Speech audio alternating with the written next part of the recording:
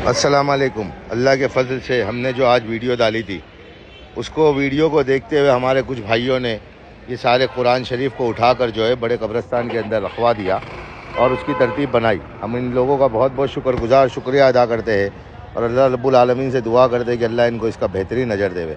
आखिर क्या वजह है कि हमारे को इन चीज़ों के लिए कहीं हम सोचते नहीं हैं। देखिए, ये सारी चीज़ें जो है ये बहुत ही अहम है और जो कुरान शरीफ वहाँ रखते हैं हम उनसे भी गुजारिश करेंगे कि वहाँ ना रखें।